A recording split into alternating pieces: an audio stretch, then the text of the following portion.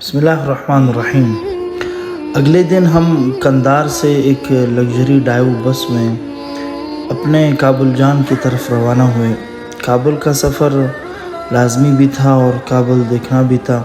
آپ افغانستان جائیں اور کابل جو ان کا ایک دارالحکومت ہے اس کو نہیں دیکھیں تو آپ یوں سمجھیں کہ آپ ایک ادھورے پن میں مبتلا ہیں۔ اس ادھورے پن کو ختم کرنے کے لیے ہم ایک لگژری بس میں ہمارا یہ سفر شروع ہوا۔ خوبصورت موسم تھا اور ٹھنڈی ٹھنڈی ہوائیں چل رہی تھیں۔ اجنبی شہر تھا، اجنبی لوگ تھے، ہر طرف اجنبیت چھائی ہوئی تھی۔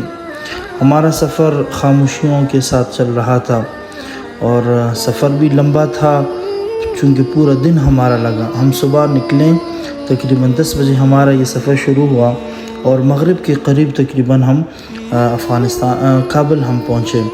تو یہ سفر کبھی پہاڑوں کے بیچ سے ہوتا اور کبھی سرسبز چراگاہوں سے ہوتا اور یہ سفر ہمارا چلتا رہا۔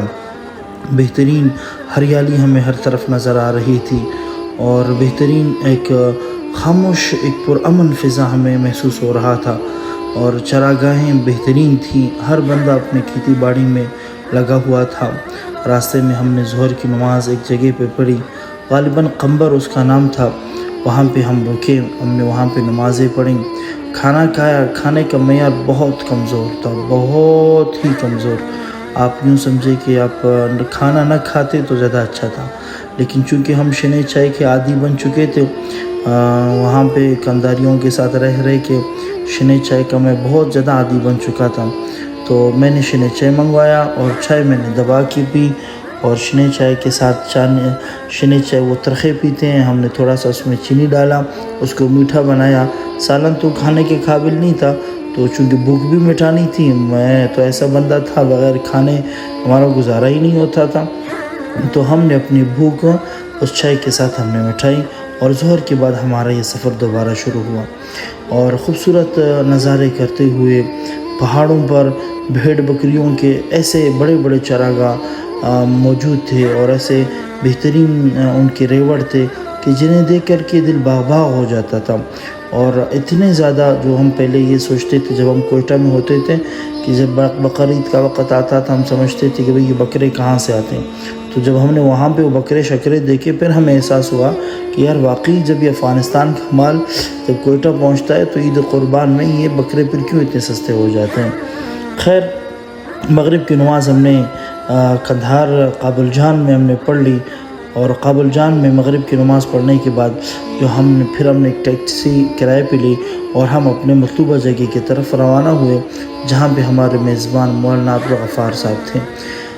کابل پہنچنے پہ یقین جانے ہماری ایک جو سوچ تھی وہ تبدیل ہوئی۔ ہم ایک غریب ملک سمجھ رہے تھے اور ہم نے ایک پسماندگی دیکھی تھی، لیکن جب ہم کابل پہنچے تو دیکھا کہ بالکل ہریالی، بالکل زندگی اپنے گاڑی کے پہیوں کی طرح رواں دواں تھی، ہر طرف خوبصورتی تھی اور یہاں یہ واحد ملک تھا، یہ واحد شہر تھا افغانستان کا جہاں پہ لڑائی نہیں ہوئی تھی۔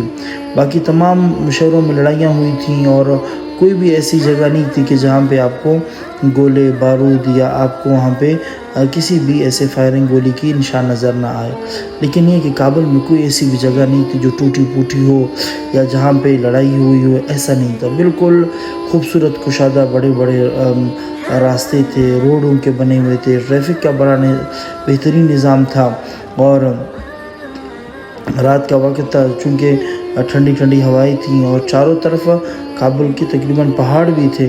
انشاءاللہ اگلے ویڈیو میں پھر ہم آپ کو دکھائیں گے کہ وہ پہاڑ کیسے تھے اور کس طریقے کے پہاڑ وہاں پہ بنے ہوئے تھے۔